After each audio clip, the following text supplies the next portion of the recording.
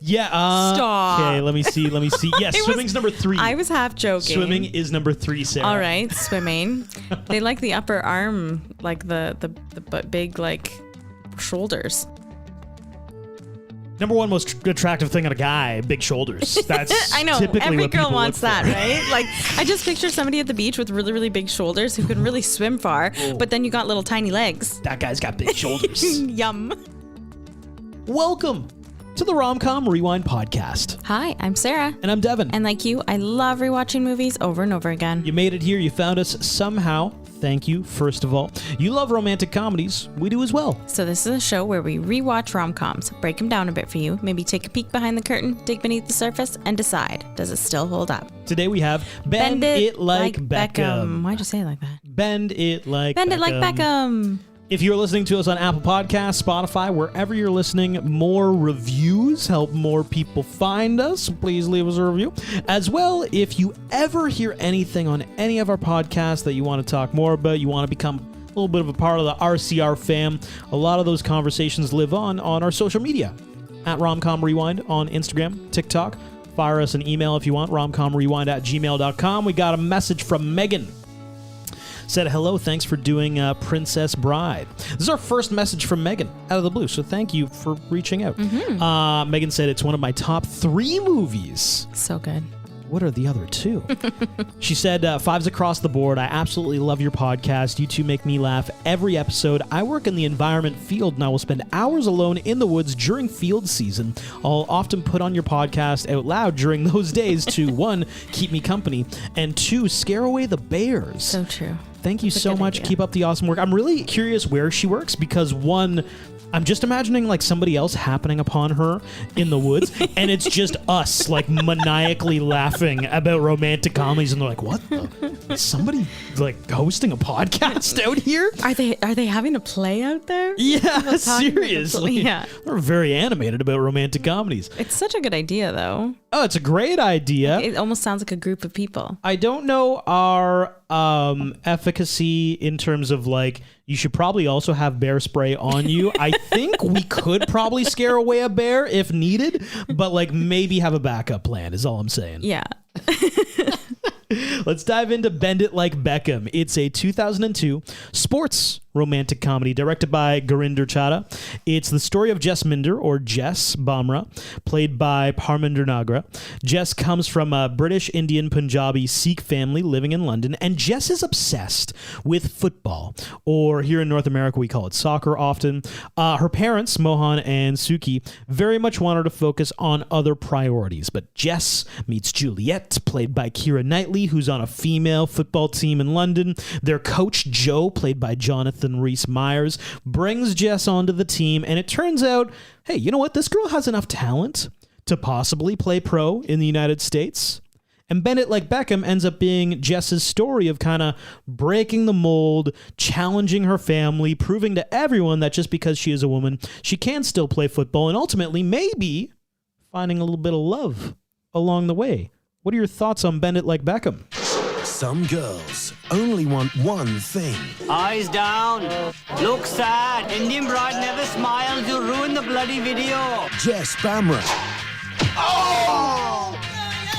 wants something more. Football, shoot the ball.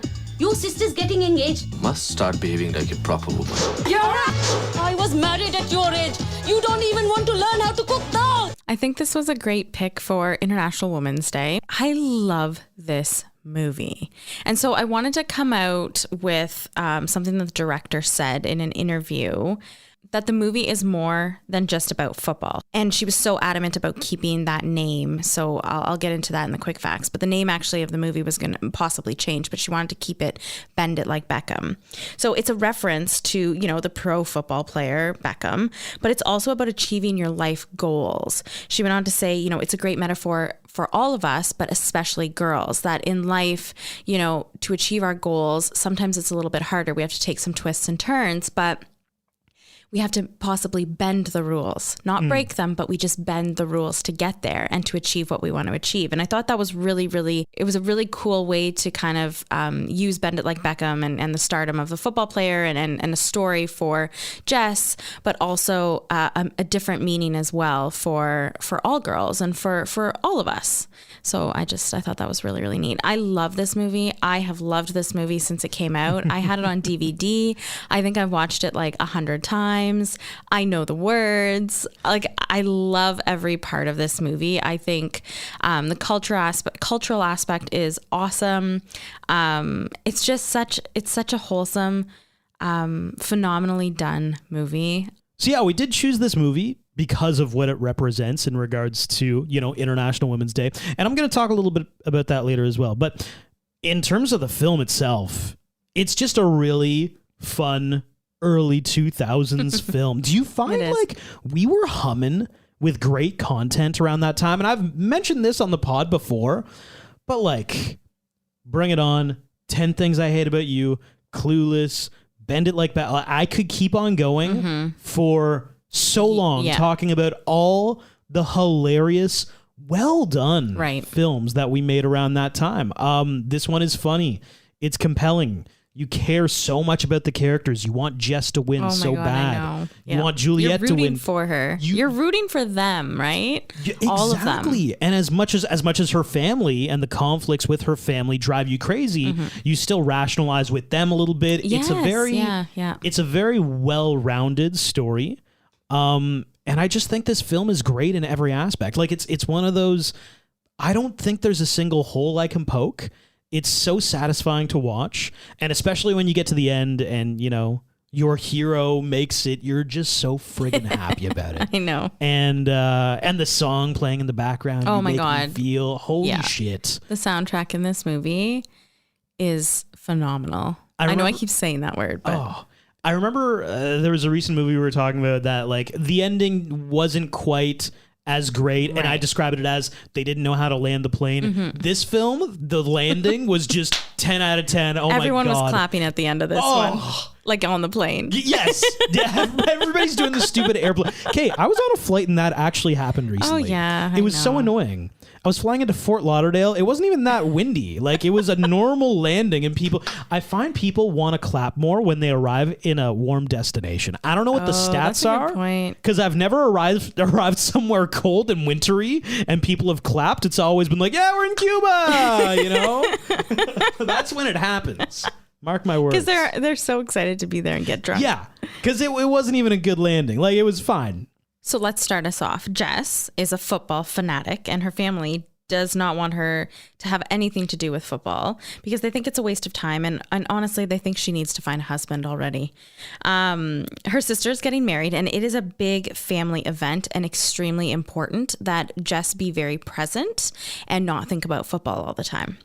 So all of Jess's attention needs to be on this and not football. Stop talking to Beckham in your bedroom at his poster.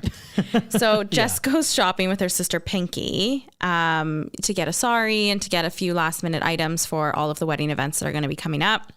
And then we actually we switch scenes and we actually meet Jules, who is played by Keira Knightley. I have to say, what a way to introduce a character in a lingerie bra shop with the woman who's playing your mother in the movie, pumping up bras and pumping up little pumps and sticking them in bras. What a way. Welcome, Jules. Can I ask a few questions? Sure. Ignorant male talking. Okay. Ignorant. We should make that a new character on the pod, because I find we often talk from the point of view of like, my name's Devin and I'm a male and I don't know anything. Are those types of bras still in existence? I've never seen one. Ever. The ones where you pump up and she's like, look at the cleavage you can get. Yeah, no. There's gel push-up bras, or but they're already built in. Yeah. Or there's just regular push-up bras. They're already I thought they just there. Came like that. Yeah. Like they come with a little bit of support that makes you. I have never seen a push-up like we're going to have like an air ballast in your tits. I've never seen that. That seems. I'm sure it did exist. Well, clearly they had them in this film, but no. Not anymore. Okay. Also, when was the last time you saw Keira Knightley in a movie? Yeah, she's taking a little bit of a break, eh? Yeah, I mean, I keep seeing actors or acting teachers on TikTok doing impressions of her. I mean, spot on. Oh my God. The But- Keira Knightley impressions I love. Yeah, if everyone has not had a chance yet and is on TikTok, look up Keira Knightley impressions because they are spot on by people and it is hilarious to watch. She definitely has like a specific thing that she does with her mouth when she talks. So Jess is walking through a local park on her way home with some groceries. And while walking through, her friend Tony, so we meet her friend Tony, stops her and says, you got to come play. We need you. And they play pickup football in the park. And so she stops and she plays. She schools all the boys. She's like, yeah, take that. Scoring on them all the time. And at the same time, Jules is actually jogging through this park and sees Jess play and sees that she's really good. The next day, Jess is playing football with the boys again in the park. That was brilliant. Do you play for any side? Yeah, like you, Southall United Surrey squad. Play for Hounslow Harriers, girls' side? It's close season at the moment, but we've got a summer tournament coming up. You should come along, have a trial. A trial? Think I'm good enough? Yeah. Watched you a couple of times. You've gotten really good. So at the practice, Jess does show up, and the coach, Joe, meets Joe. Yes, we meet Joe. Oh my God, he is a snack. Jonathan Rhys-Meyers. He's lovely to look at. So lovely to look at. So, okay. The football coach here Yes, yeah. is attractive. He is. The film is about Bend It Like Beckham. Right. And both Juliet and Jess are obsessed They like, yes. with David Beckham. Correct. What do we think are statistically the most attractive male sports? Oh, soccer. Not even in the top 10, Sarah. Really? Yeah. Like soccer, football. Yeah. Seriously? Maybe this study was done in the... But here's the funny thing, is that they literally have David Beckham on the cover of the article, but it's No not way. in there. Yeah, seriously. Number one. Well, okay, what else do you think's on the board? Hockey. No. What? Yeah, no. What? Yeah. Okay, okay. Just because the top two that I would think would be on there isn't, I'm gonna take a wild guess. Swimming. Yeah. Stop. Okay, let me see. Yes, swimming's number 3. I was half joking. Swimming is number 3, Sarah. All right, swimming. They like the upper arm, like the big like shoulders. Number 1 most attractive thing on a guy, big shoulders. That's I know. typically Every what girl people wants look that, for. right? Like, I just picture somebody at the beach with really, really big shoulders who can really swim far, but then you got little tiny legs. That guy's got big shoulders. Yum. Remember the cartoon, Johnny Bravo? Yes. Huge shoulders on the guy. All he needs is hair. No offense, but like Michael Phelps is not the top of my list. He's not. His ears, you know? But like Sarah, I also found... Okay, I'm jumping a little bit ahead on the pod, but I have later for content most attractive athletes of all time. And I guarantee you he's on there. He is on there. He's got that bling around his neck. He's got the bling, but also like he's an attractive. Whoa, is it just about the bling? Like as soon as you win not for 12 me, gold but medals, I'm you're just like, all saying. right, you're just hot. Usain Bolt's got to be on the list. I don't think he's that hot. Okay. Michael Phelps. Okay, so. But there was also Ryan Lochte. Remember him? Oh yeah, yes I do. Yes, he was hot. Yeah. He was, yeah. Okay, no. Swimmers are hot. Don't get me wrong. Okay. All right. I agree now. Big Okay. shoulders on swimmers. It's hot. Yeah. So that's number 3. Okay, number 3. All right. Baseball's on there. Yeah, at number 4. Okay. We got bowling. Which I don't get because baseball you can also like. No, let's be baseball real. players are hot. Okay, they are. Yes, their uniforms. Like them. You like them because of the uniforms? No, I like baseball and baseball players and their uniforms. It's like third, you know? They're hot. Great uniforms as well. Yes. You got to factor it in. Right, Okay, you do. all right, got it. You do. U.S. football. Yes, that's at number 2. Yes, and you know what? Their uniforms also make them hot too. No, they don't. Yes, depending on the colors. They have massive. I have had conversations. It's a color scheme No. thing? Are you Okay. kidding? I enjoy football, like U.S. football.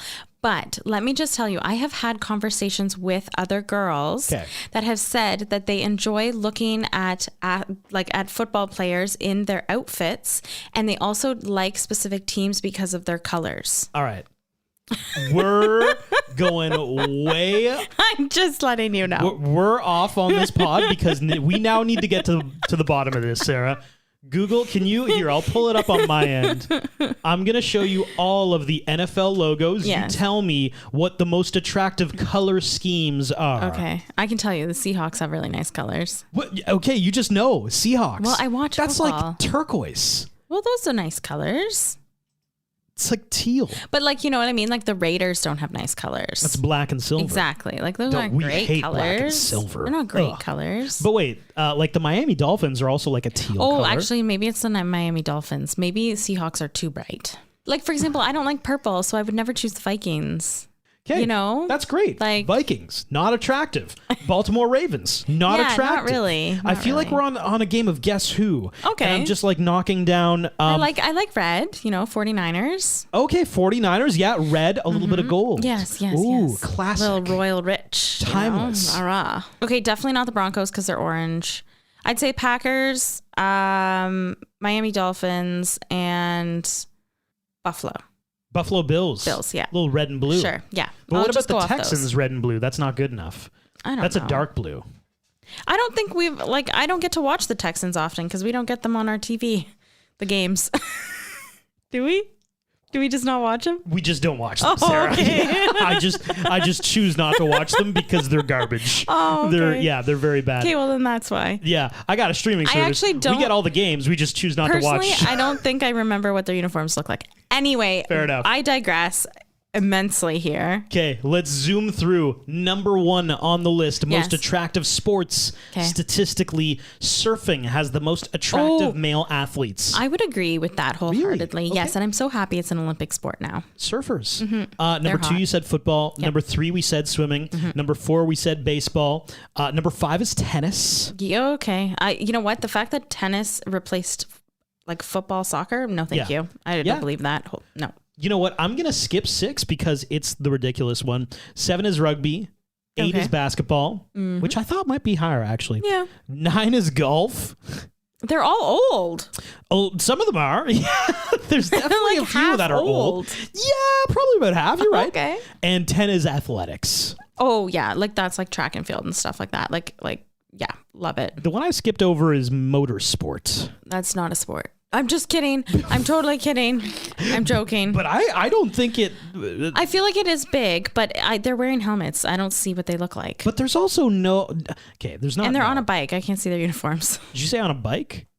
Motorsports? Yeah, it's driving. No. Yeah, it's like Formula One.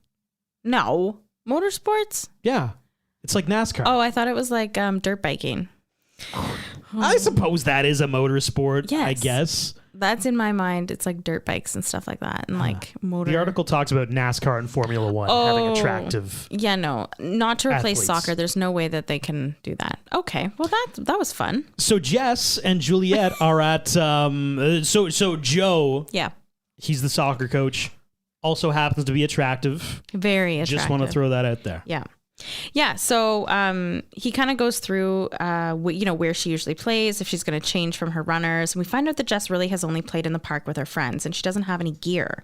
And but she does show her stuff and that she's good enough to be on the team. So she's invited back to play on the team.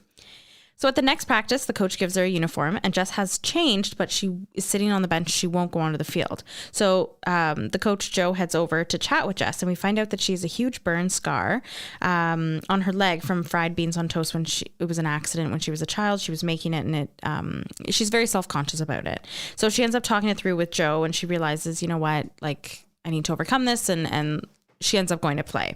It was a nice little backstory I found that made her character a little deeper and started to show the connection with her and Joe.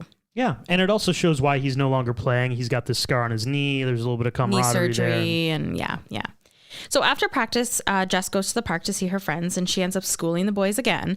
But Jess's mom is walking through the park and sees her in her football uniform and shorts. And she gets so mad at Jess and tells her, you can't play soccer or football anymore. What man would want you? You're showing off your legs. And her parents tell her, like, you're done. Like, you can't play. But, her friend says, like, why don't you keep playing? They don't have to know. So at the same time, Jules shows up and says, you know what? I can get you a pretend job where I work. You can just tell them that you're working there with me and that'll solve the problem. You can still play. Boom.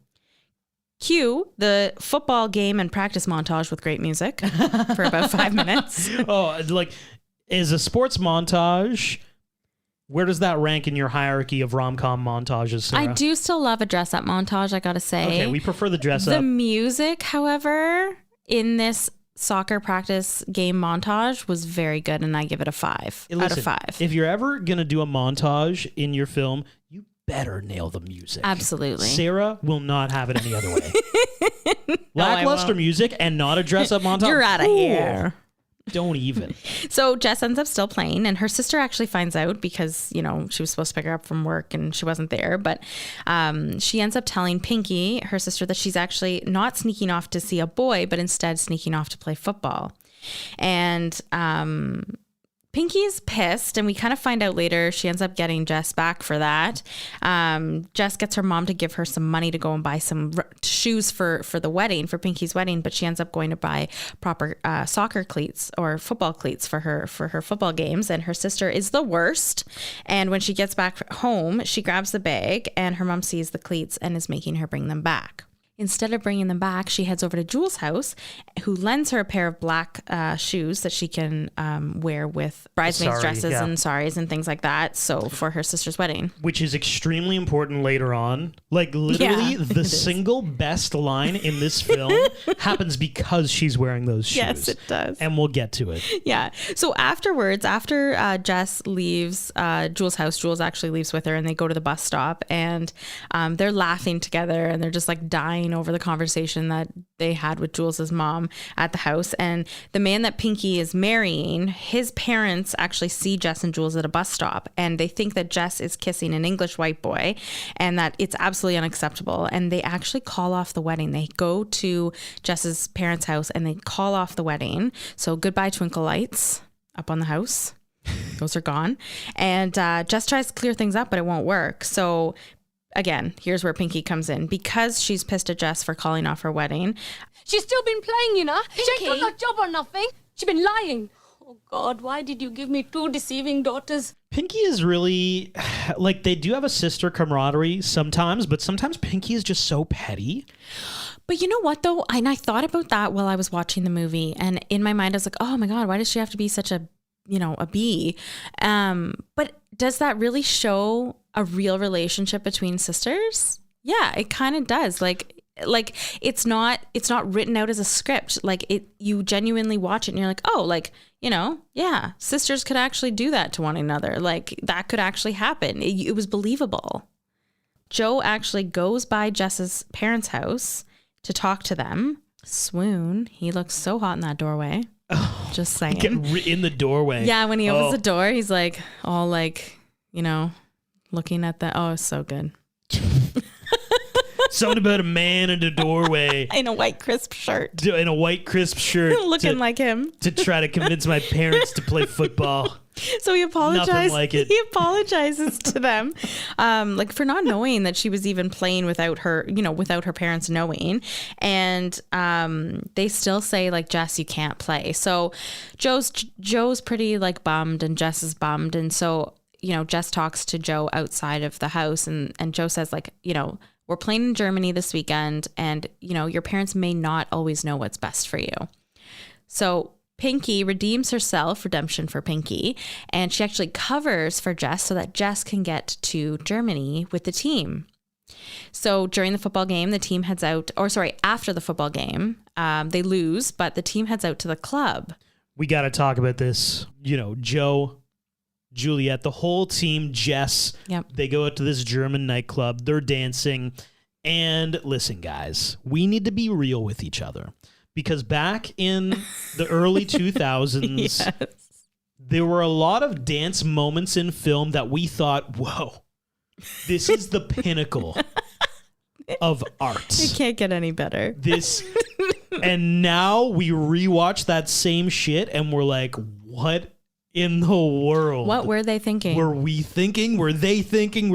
So I want to do the all-time list of most cringe dance scenes that we once thought were great. All right. Because I think scenes. Okay. This one makes the list. Mm-hmm. And just so we can get a distinguishing factor here, if you are subtly poking fun at yourself, that's okay. Right. If it's genuinely well done, that's okay too. Like Hugh Grant in Love Actually, the jump for my love. Yeah. That's fine because he's kind of teasing. Like yes, he's having fun and he's doing it. Yeah. Mm-hmm. Napoleon Dynamite. Totally. doesn't make the list because it's just ridiculous. 13 going on 30, the thriller dance scene is well done. Yes. So also, Napoleon Dynamite is well done. So yeah. Totally. What would you have on the list? Okay, so I have not seen this movie in forever, so I can't specify a specific scene, but I remember there were a lot of scenes in this movie that were dance related. The movie Honey.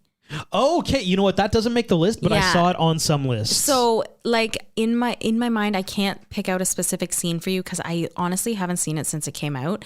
But I know that there are scenes in there that I would look back on and be like, "Oh, okay," you know? Yeah. I see your Honey, and this movie I feel like is like the cousin to Honey. Step Up, not the original. Oh, I was gonna say not the original. Step Up Revolution. I've never seen that. There is an unbelievably bad beach dance scene. Oh no, it's really not good.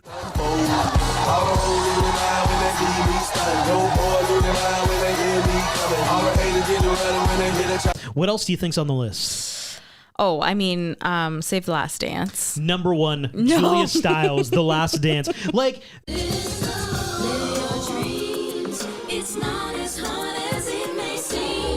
Back then, we thought it was great. Yeah, we did. We really did. Yeah. And I don't like Julia Stiles thought like she was nailing it. Yeah. Now, 20 years later, you're like, we weren't nailing it, guys. Do you think she looks back on that and is like, oh, no, that we shouldn't have done that? That was not a thing that I should have done? I think probably. Yeah, maybe. I think probably. What else you got? Is there anything from Bring It On? Not the original, but Bring It On, All or Nothing. All or Nothing. Okay. Hayden Panettiere has this really cringy gym dance. Yes, actually, I remember that dance scene. That is, yeah. Mm-hmm. Anytime you dance as a way to like fight somebody and it's not West Side Story, it's not good. Okay, oh my God. That film and Grease, they nail it. Yeah, Bring It On, All or Nothing, you're not nailing it. Okay, it is all. It is nothing. It's not all nothing part of this. It is not all of it. It is nothing. Okay, and this one should not be on the list. Is it like Mean Girls Christmas dance scene? No, that's impeccable. Okay, I was going to say great. That is perfect. Yeah. All right. Okay, good. However, Kevin James in Hitch, remember when he's dancing and Will Smith is watching him dance? He's that dancing to massive Usher. Secondhand embarrassment. Q-tip oh, I know what he's doing. Mm-hmm. Spider-Man 3, Tobey Maguire he turns into like bad Spider-Man during that film. I don't remember that one. Oh, it's not good. I believe it though. Like you can't mix like a funny dance scene or trying to be a good dance scene in like a Spider-Man movie. Yeah, when the lines blurred between is this funny or are they serious? That's where you get into trouble. Question it. Zac Efron in High School Musical 2 has an iconically cringy dance song scene. Did you ever push away the ones you should have held close? Did you ever let go? Did you ever not know? I feel like I want to go on YouTube that though. Oh, YouTube all of them. Pulp Fiction. Uma Thurman and John Travolta. Oh, okay. I remember what scene. Yeah. So I actually watched that with my girlfriend, like back in high school, my girlfriend's family. Oh. And they hadn't watched Pulp Fiction. They weren't Quentin Tarantino people. Oh, and like his delivery is I was going to say, it's a specific type of. It's a vibe. Mm-hmm. And they were just so annoyed that I had picked this film until the dance. You picked it? Yeah, I picked it. Oh no. And then the dance thing comes up, so her mom's like, "Oh, John Travolta is such a good dancer. I'm so excited." And it wasn't good. It's like really like it's part of the charm of the film, but like if you're not a fan of that, you're like, this is garbage. And the last one on the list, A Knight's Tale. Heath Ledger. They do this where he's teaching everybody a dance from his country, which doesn't exist it's Liechtenstein. I don't know. Well, I was going to say Liechtenstein does exist. It does exist. Anyway. Can't remember. Yeah. Anyway, he does this stupid dance thing. They're all dancing along to it. Here's where it gets cringe, though. It's a medieval film set in medieval times. Yes. Midway through the dance sequence, they jump from medieval music into David Bowie Golden Years. Oh. So it's like golden years. And then they're dancing along to like a modern contemporary song. And which we're like, doesn't exist. Like just odd placement. Like it is a great song. Yeah. Just not for that time period. It's like 300 years too early. Feels weird. Feels weird to put that in there. And that's the list of all time. We thought they were good when they happened, but now looking back, oof. Thinking back, it's a no. That was fun. So at the club, Jess wears a really nice dress, and Joe totally has a crush on her at this point. We now know.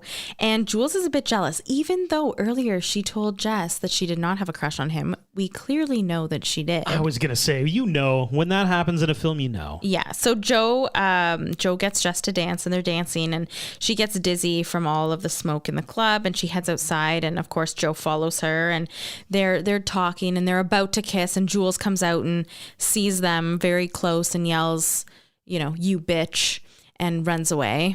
What an exit. So they get off the bus coming home from Germany, and Jules is pissed at Jess, won't talk to her, won't even look at her. But the bigger issue is Jess's parents are at the airport waiting for her, and they know where she's been. Dun, dun, dun. She's been in Germany playing football. So Jess can't play football anymore, and she tells Joe, and he says to her, your parents won't let you play. And he says, whose life are you living then, and why are you giving up? So Jess goes to see Jules to see if they can make up, and her mom gets them tea and overhears them, but mishears them and thinks that Jules and Jess are actually in a relationship together. And her mom is very upset, and this kind of starts something that happens later on in the movie, which is quite funny. It's a hilarious subplot that Juliet's parents think that her and Jess were in a relationship. It just plays out in wild fashion. It does, yes. So Jess's family is heading to Temple, and Jess stays back pretending to be sick so that she can go and play football. So again, Pinky covers for her, and she leaves, but her dad, they go back to the house after they leave, after Jess has already left the house. And Jess's dad goes back in the house to grab something that he forgot and calls to her, and she doesn't call back. And so we know that Jess's dad now knows where she probably is. So this football game, Jess's friends are there. There's lots of people cheering her on. And we also see Jess's dad come to the game to watch. This is the game that Jess actually gets kicked out of. Joe yells at her after the game because he didn't hear her be called that name. And Jess is really upset about it. And the thing that sucks is that her dad sees how good she is, but then sees how she reacted during the game too. So it's almost like it was like a really good thing for Jess's dad to see how great she was, but also like just bad timing. So that's not good. He doesn't want her to play anymore. Again, the amount of times that her parents tell her that she can't play throughout this movie is plentiful. She finds out that the wedding is back on. So thank God, Pinky's now in a fantastic mood. But it's on the same date as the final game of the season for Jess. And as it turns out, there is a scout coming for Jess and Jules. And Jess and Jules have finally made up. So Jess's sister's wedding events are happening, and Joe comes by the house again to see if the family will let Jess go to the game because there's a scout coming, and they still won't let her play. So it's the day of Pinky's wedding.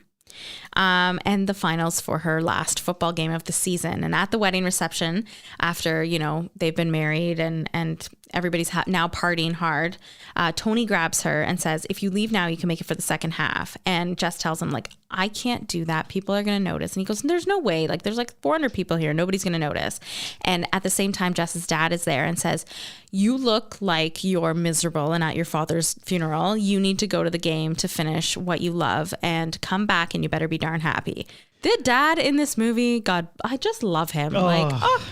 He's so cute. So at the game, Jess scores and wins the game for the team, and they all help her back into her sari. But they find out, Jules and Jess find out that they both have a full scholarship, Santa Clara in California, to play soccer in the U.S. They're given a scholarship, and then Jess gets back to the wedding, and nothing is amiss. Nothing's amiss. Everything's happy. Oh, and then we get in the scene where Pinky and her husband are going out to the car, Jules and her mom show up. And on the ride here, Jules' mom I think she's gearing up for a little bit of an argument with Jess, because remember, she still thinks that Jess broke Juliet's heart. Right, yeah. She thinks they're still, they were together and now they're not. Mm-hmm. So they roll up. Juliet's mom sees Jess. She's ready to give her a piece of her mind. Then she notices that Jess has her shoes on. Yeah. She's like, you lesbian feet out of my shoes! Lesbian? Her birthday's in March. I thought she was a Pisces. She no Lebanese. She Punjabi. Like She's a Pisces. She's a Pisces. And then one of them is like, she's not Lebanese. Like, I'm dying listening to God. Oh, yeah, it was so well done. It's even better with the captions on because you don't miss any of those little tiny lines because they're kind of just like chatting in the background. So funny. Yeah. So Jess's sister grabs her and pulls her into the car after telling Jules' mom, like, hey, lady, like, it's my wedding day, bugger off. So in the car, Pinky asks Jess, like, don't you want all this? And Jess tells her, no, like, I want more than this. I was offered a scholarship to play in the U.S. and I want to go. We know that Jess has to come to terms with telling her parents that she wants to go to the U.S. and that she got a full scholarship. And she says, like, I played in the game today. I was brilliant and I have a scholarship to the U.S. and I want to go. And so her dad says, you know what, like... And those English cricket players threw me out of their club like a dog. I never complained. On the contrary, I vowed that I will never play again. Who suffered? Me. But I don't want Jessie to suffer. I don't want her to make the same mistakes that her father made of accepting life, accepting situations. I want her to fight. And I want her to win.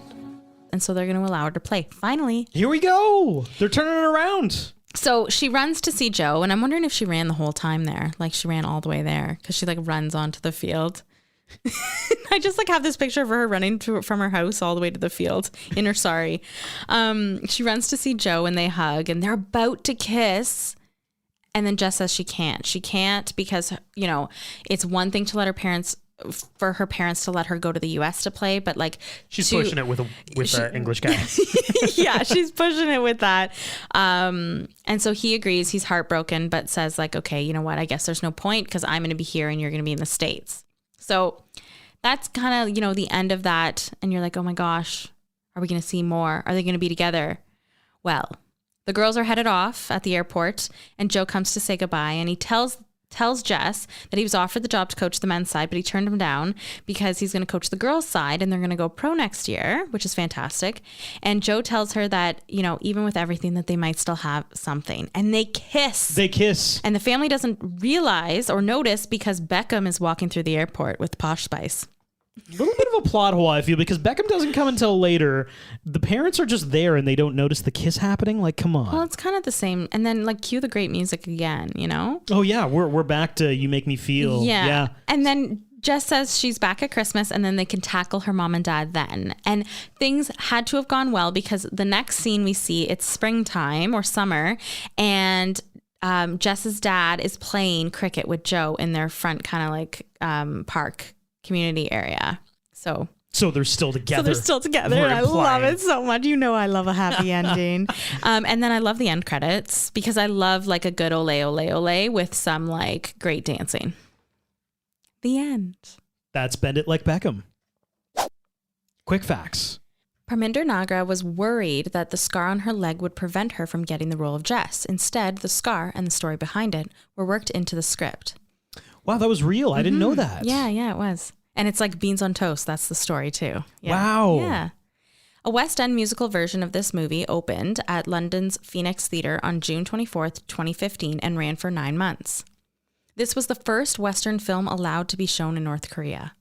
Beating out established players like Luis Figo and Ronaldo, Parminder Nagra won the 2002 Federal Internationale de Football Association, or FIFA's International Football Personality of the Year Presidential Award, and she was the first female to ever receive the honor.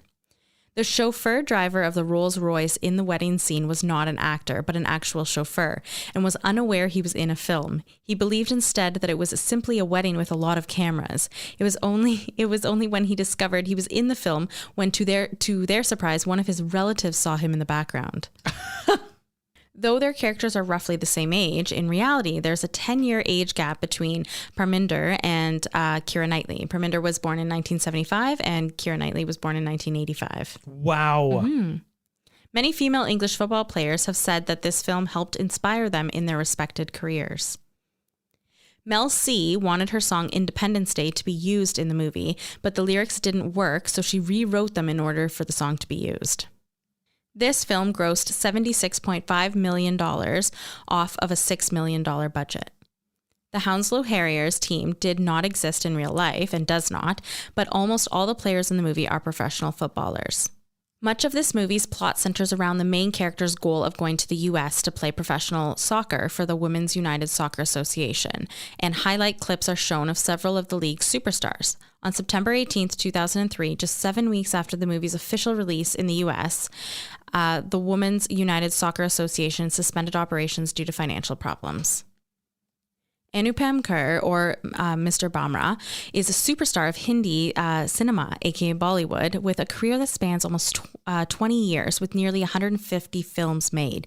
He also played Parminder's father in this movie, but he also played her father again in the TV show ER in 2004. I was going to say his face, like he is recognizable. The picture on the living room wall that Jess's family keeps referring to is Guru Nanak, the founder of Sikhism. Jess wears number 7 for the Hounslow Harriers, the number David Beckham wears for England and once wore for Manchester United. The number that Keira Knightley wears, number 9, is the number that Mia Hamm wears. Rather than holding a casting session, the director sent out an invitation to the Hounslow Sikh community to appear in the wedding scenes, hoping that they would get enough people interested. The morning of the wedding scene, they had so many interested parties that they actually had to turn people away. All of the extras wore their own clothes, and the only scripted moments in the scenes were the actors. Many of the wedding guests in the movie were also relatives of the director, and they added realism by throwing themselves wholeheartedly into the scenes, treating the shoot as if it were a real wedding. The actresses in this film were coached by Simon Clifford, who runs a Brazilian soccer school. Both Keira Knightley and Parminder Nagra did months and months of soccer training before filming this movie. The scenes where Jess bends the ball in the movie, that is all Parminder, and on the first take too. She didn't need to use a stand-in or a body double to do so. Apart from Keira, Parminder, and Trisha Marie Lewis, who's a member of the popular English-Canadian girl group All Saints, the film's fictional Hounslow Harriers soccer team was composed mostly of players from real London football clubs. David Beckham happily approved of his name being used in the movie. According to ESPN, the movie's U.S. title was almost changed to Move It Like Mia, in reference to American professional soccer player Mia Hamm. But the director told the Burn It All Down podcast in 2019 that Soccer and Me was also considered. In Germany, however, the title was changed to Kick It Like Beckham. Both Keira Knightley and Juliet Stevenson, who plays Jules' mom in this movie, have played parts in Jane Austen adapted movies. Keira played Elizabeth Bennet in 2005 movie Pride and Prejudice, whereas Juliet played Mrs. Elton in the 1996 movie Emma. Gurinder Chadha has a few cameos in this movie. So the director, a wedding guest dressed in pink in the conga line. She was at the party the night before the wedding, and she's in the circle of relatives clapping, wearing a blue suit, and the younger of the two women that Jules and Jess jog past in the park. Before we jump into honorable mentions, because David Beckham is such a big part of this film, and Jess and Juliet are so obsessed with him, I think we need to do all-time most attractive athletes. Athletes, okay. And like recent memory. We're not going back to like Wayne Gretzky was on the list. Yeah. Played hockey in the 80s. I think we can... Yeah. More Move recent. on. All right. Who would you have? Sidney Crosby. What? Yeah. Not on the list. Okay. Not on any list. Oh, okay. I think Sidney Crosby? Yeah, I think you saw it. Okay, Cristiano Ronaldo's in there. He is at number 2. At number 2, for sure. He's super hot. Michael Phelps is on there. We already talked about it. Big shoulders. Let's see him. Big shoulders to match his big ears. And Ryan Lochte made a few lists. He's not on this list, though. Okay. I mean, David Beckham's on there. He's number 1. Tom Brady's on there. He's number 3. Do you agree with that ranking? David Beckham at 1, Ronaldo at 2, Brady at 3? Yes. Okay. I mean, I don't like Tom Brady, but he is attractive. Your mortal enemy. He's not a moral enemy. I just don't like him. Every time we talk about football, you're like, Tom Brady. Don't get me wrong. He is very good at football, but I just don't, I don't know. Just like retire already, you know? Oh, he did. I know. Well, for the second time in like 2 years. I don't believe him, you know? He's got to make it one full season before I believe him. Okay. Fair enough. Okay, so who else you got? Who else? Tell me the sports that they're in. There's a basketball player, a hockey player, a tennis player, and then I've got a special Sarah pick that we could leave until the end if we want. Like the Sarah pick isn't on any list. My pick would have been Sidney Crosby. Well, that's not who I have here. Okay. I picked who I thought you would say. You know what? I don't have any other guesses. Okay, So Kobe Bryant was at 4. Oh, yeah, okay. Henrik Lundqvist, Who's that? hockey player, Swedish, Okay. very good looking in a suit. Oh, You can okay. Google him. All right, I will. Rafael Nadal. Oh, yes, he is hot. And then Sarah's Yeah, I'm interested. secret pick. I like that it's my secret pick, but I have no idea, and you know. Okay. Like, we've talked about this guy on the same level as, like, in terms of your love. Like, it's like Andy Samberg. Mm-hmm. And we then haven't talked about him in a long time. Probably this guy. Pro Canadian snowboarder Oh. Mark McMorris. Oh my God, yes, you're so right. Sarah I is love him. obsessed. Yeah, I do love him. He's super good looking. And his brother too. I was about to say Craig is you're really also hot, obsessed too. with his brother too, which Yeah. is almost weird. He's an announcer, everyone. He's a snowboarder announcer, and he also does the the announcing for snowboarding for the Olympics too. So yes, but they're both Canadian and they're both really hot. I have a crush, okay? I haven't said anything in a while, Sarah. This is all you gushing like a schoolgirl about Mark McMorris. Oh my God. And you know what? He dates a surfer. Tell us what else you know about Mark McMorris. He's a Gemini. I don't actually know. I'm sure Wikipedia could tell me though if I wanted to know. She's flipping her hair right now. Oh my Getting God. all red, blushing. Oh my God. Okay. Honorable mentions. We talked about it a little bit off the top. The aging of this film, like the real essence of this podcast is like, hey, we all agree that 10 Things I Hate About You is fantastic, right? We all love to rewatch it. Let's do that together, point out our favorite lines and what we see along the way. And what we have seen is that oftentimes when we go back through some of these older films, 10 Things I Hate About You is fantastic, but some of them don't necessarily tackle race, sexuality, that kind of stuff in a very good way. Especially when you're looking at it from like, you know, current days standards.